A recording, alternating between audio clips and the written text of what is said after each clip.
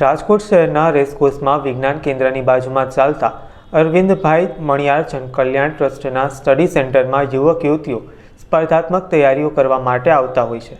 આ study centre વિનામૂલ્યે ચાલે છે. ત્યારે સ્ટડી સેન્ટર દ્વારા 4 યુવતીઓ અને 8 યુવાનોને પોલીસ વિભાગ, કોર્પોરેશન અને એસટી જેવા વિભાગમાં સરકારી નોકરી મળતા તેમનું સન્માન કરવામાં આવ્યું હતું. લાભાર્થીઓએ પણ સેન્ટરની શ્રેષ્ઠ વ્યવસ્થાથી સફળતા મળી હોવાનો પ્રત્યુત્તર આપ્યો હતો. સેન્ટરનો સમય સવારે 8 થી સાંજના 5 વાગ્યા સુધીનો હોવાથી યુવા વર્ગ તૈયારી કરવા માટે ગમે ત્યારે આવી શકે છે.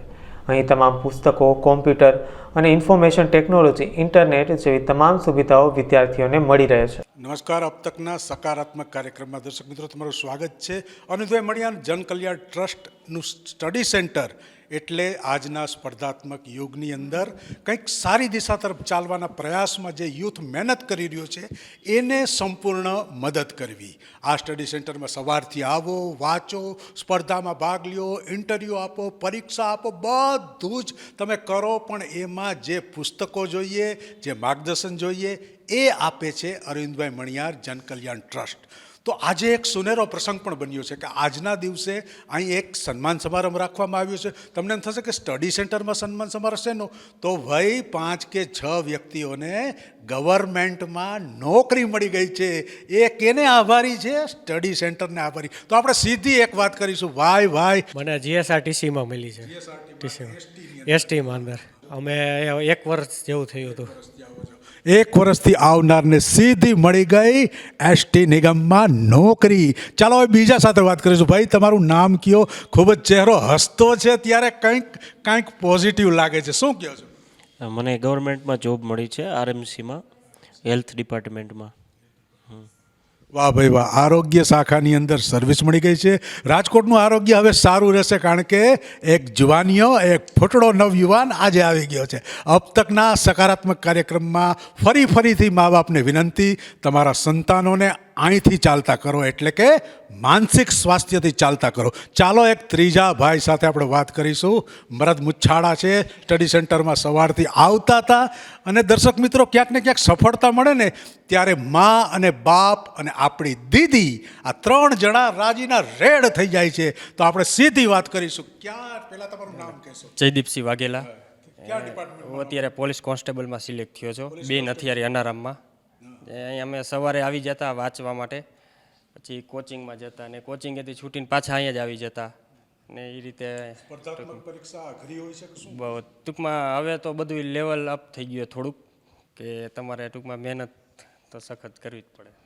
જોઈને દર્શક મિત્રો, અઘરી પરીક્ષાઓ છે, આખી દુનિયામાં સ્પર્ધાત્મક યુગ ચાલી રહ્યો છે, ત્યારે એમાંથી સફળતા મળે એ કંઈક ને કંઈક સારી બાબત કહેવાય. 2 નાની ટેણકી સાથે પણ આપણે વાત કરીશું. 18 વર્ષથી ઉપરની છે, ગવર્મેન્ટમાં જોબ મળી ગઈ છે અને એ પણ પોલીસમાં મળી છે. મહિલા પોલીસને એક સલામ, કારણ કે રાજકોટની અંદર મહિલા સશક્તિકરણની વાત, મહિલાઓએ ક્યારેય ડરવું ન જોઈએ. એ મહિલા પોલીસ વિભાગ, મહિલા પોલીસ સ્ટેશનની એક પહેલ છે.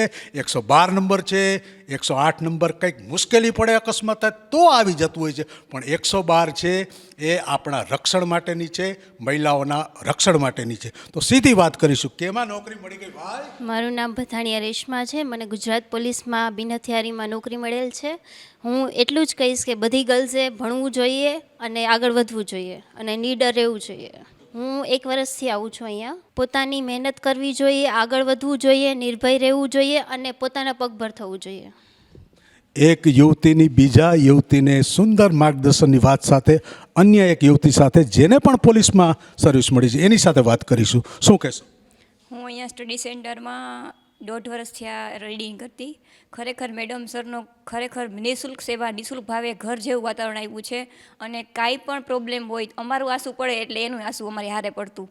એટલી બધી હેલ્પ કરી છે કે અમે અત્યારે આ સફળતામાં અહીંયા સુધી પહોંચ્યા છીએ. હજી આગળ એમનો સપોર્ટ રહે, એમનો આશીર્વાદ અમારી સાથે રહીને આગળ સિદ્ધિ પ્રાપ્ત કરીએ અમે. Thank you so much. ખૂબ જ સારી વાત કરી. જોયું ને, ક્યાંક ને ક્યાંક 8 વ્યક્તિઓને ગવર્મેન્ટની અંદર જોબ મળી ગઈ છે. એ કેને આભારી છે? અરવિંદભાઈ મણિયાર જનકલ્યાણ ચેરિટેબલ ટ્રસ્ટના આ સ્ટડી સેન્ટર. તો આપણે સીધી વાત કરીશું સ્ટડી સેન્ટરના સંચાલક સાથે. એ પણ એક મહિલા છે. મહિલા જ મહિલાઓની મુશ્કેલી સમજી શકે, એ સાથે પણ અહીં મહિલાઓ વધુ આવે છે, ત્યારે આપણે સીધી વાત કરીશું. બેન, તમારું નામ કહેશો? મારું નામ નીતા ઓઝા છે. હું અરવિંદભાઈ મણિયાર જનકલ્યાણ ટ્રસ્ટ સાથે જોડાયેલી છું અને ખાસ કરીને સ્ટડી સેન્ટરમાં સેવા આપું છું અને બાળકોને જ્યાં જ્યાં મુશ્કેલી પડે તો એની સાથે ઊભી રહું છું અને માર્ગદર્શનની જરૂર પડે તો અમારી ઘણી બધી પ્રવૃત્તિઓ છે એની સાથે જોડું છું અને અમે બધા સાથે મળીને આગળ વધીએ છીએ. અને મારી ખૂબ ખૂબ શુભેચ્છા અમારા સેન્ટરમાંથી પાસ થયેલી ખરેખર છોકરીઓ માટે કે જે લોકો છોકરાની સાથે સાથે તૈયારી કરી અને આગળ વધી અને કોન્સ્ટેબલ સુધી પહોંચી છે. એ લોકોને આગળના જીવન માટે પણ ખૂબ ખૂબ શુભેચ્છા. સવારનો 8થી રાત્રે 8નો હોય છે, પણ જ્યારે પરીક્ષા હોય છે ત્યારે અમે લોકો એ લોકોને જ આપી દે. એ લોકો 11 વાગ્યા સુધી, રાત્રે 1-1:30 વાગ્યા સુધી પણ અહીંયા વાંચી શકે છે. જોઈને દર્શક મિત્રો, ક્યાંક ને ક્યાંક સમાજની અંદર જે સારી દિશા તરફ ચાલ છે, સારી દિશા તરફ વર્ક કરી રહ્યા છે, એના માટે અને ખાસ હવે જે સ્પર્ધાત્મક તૈયારીઓ કરે છે એના માટેની વાત.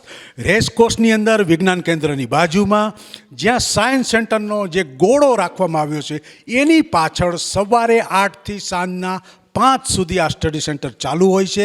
કોઈ પણ જાતની ફી લેવામાં નથી આવતી અને ખાસ કરી અને તમારે જે વિવિધ જે પરીક્ષાઓ છે, ખાતાકીય પરીક્ષાઓ છે, એની તૈયારી કરવા માટે, સ્પર્ધાત્મક પરીક્ષાઓની તૈયારી કરવા માટે અહીં તમામ પ્રકારના પુસ્તકો, ઇન્ફોર્મેશન ટેકનોલોજી સાથે ઇન્ટરનેટની તમામ સુવિધાઓ, ટેબ્લેટ્સથી માંડીને તમામ પ્રકારની સુવિધા છે. ત્યારે ફક્ત અને ફક્ત તમારી એક જીદ જરૂરી છે. અબ તકની આ વાત છે.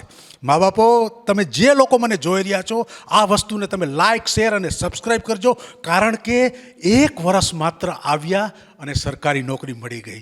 ભાઈ તો ખરેખર દર્શક મિત્રો, અબ તકની આવી જ સકારાત્મક વાત સાથે આપણે ક્યારેક એવી પણ વાત આપણને રજૂ કરવામાં આવશે જેને કારણે અન્યોને પ્રેરણા મળે. આપણે સીધા સેન્ટરના એક ટ્રસ્ટી સાથે વાત કરીશું. શું કહો છો સર આજના પ્રસંગે?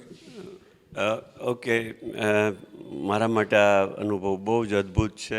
હું અમેરિકામાં છેલ્લા 45 વર્ષથી રહું છું, પણ જ્યારે હર્ષલે મને પોતાની પ્રવૃત્તિની વાત કરીને હું ખૂબ જ આનંદમાં આવી ગયો.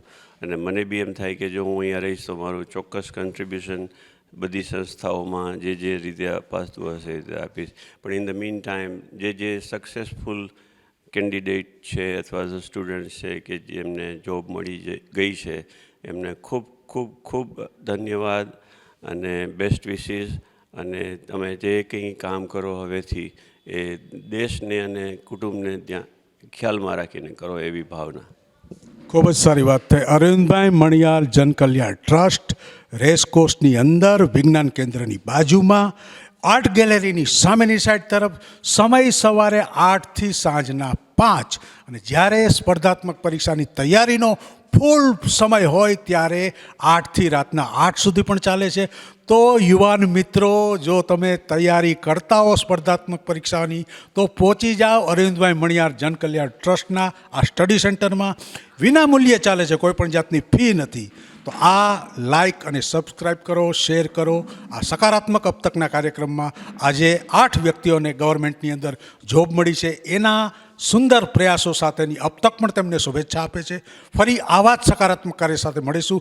ત્યાં સુધી આપના દોસ્ત અરુણ દવેને આપશો રજા. ચાલો, બાય બાય.